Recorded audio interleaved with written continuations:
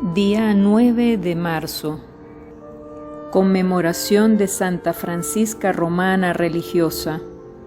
Oficio de lectura. Nació en Roma el año 1384. Se casó joven y tuvo 3 hijos. Vivió en época de muchas calamidades. Ayudó con sus bienes a los pobres y se dedicó al servicio de los enfermos. Fue admirable su actividad en favor de los pobres, así como su dedicación a la práctica de las virtudes, especialmente de la humildad y la paciencia. El año 1425 instituyó una congregación de oblatas bajo la regla de San Benito. Murió en el año 1440. De la vida de Santa Francisca Romana, escrita por María Magdalena Anguillaria, superiora de las Oblatas de Tor. La paciencia y caridad de Santa Francisca. Dios puso a prueba la paciencia de Francisca, no solo en los bienes exteriores de su fortuna, sino que quiso también experimentarla de muchas maneras en su cuerpo a través de graves y prolongadas enfermedades que tuvo que sufrir, como se ha dicho antes y se dirá luego. A pesar de ello, nunca se observó en ella el menor gesto de impaciencia, ningún síntoma de desagrado por la torpeza con que a veces la atendían.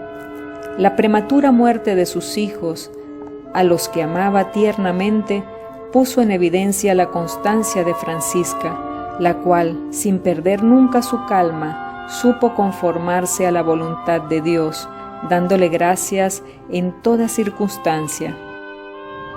Con igual constancia, aguantó las maledicencias y calumnias y las críticas sobre su modo de vida. Nunca demostró la más mínima hostilidad para con aquellas personas que ella sabía que pensaban y hablaban mal de ella. Al contrario, les devolvía bien por mal, rogando siempre a Dios por ellas. Ya que Dios no la había elegido únicamente para que fuese santa, para Él solo, sino para que hiciera revertir los dones que Él le había dado en provecho espiritual y corporal del prójimo, la había dotado de una amabilidad tan grande que todo aquel que tenía ocasión de tratarla, al momento se sentía cautivado por su amor y estimación, y dispuesto a todos sus deseos.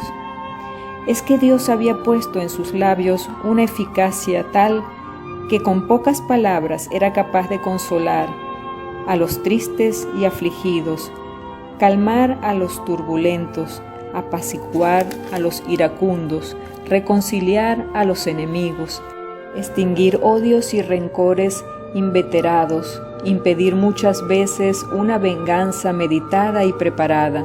En una palabra, parecía capaz de refrenar cualquier pasión y de guiar a los demás a donde ella quería.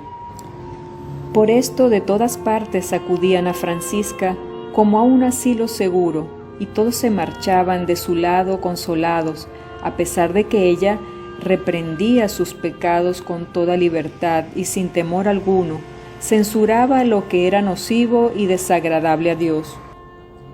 Por aquel entonces cundían en Roma diversas enfermedades, las más de ellas epidemias mortales. Nuestra santa, despreciando el peligro de contagio, no dudó en ejercitar su misericordia entrañable para con los desgraciados y necesitados de ayuda ajena.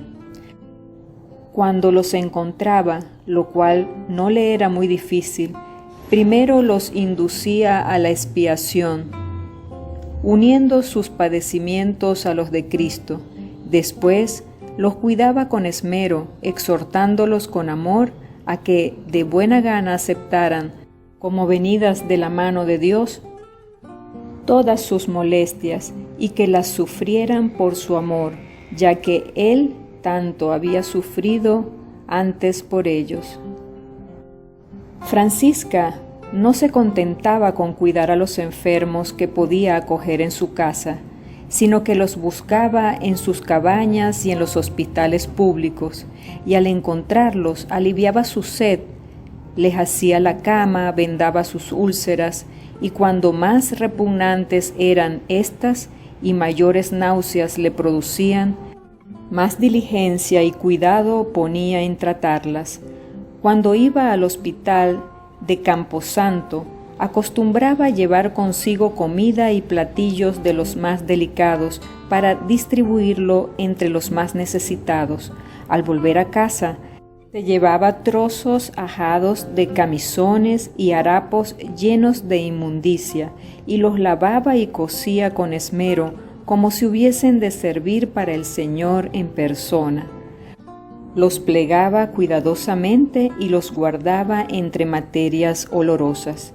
Durante 30 años, es decir, todo el tiempo que vivió en casa de su marido, practicó Francisca este servicio con los enfermos y hospitales, frecuentando los hospitales de Santa María y de Santa Cecilia en el Trastevere, el del Santo Espíritu en Sacsea y el de Camposanto. En aquel tiempo de contagio era difícil no solo encontrar médicos que curaran los cuerpos, sino también sacerdotes que prestaran los debidos auxilios espirituales.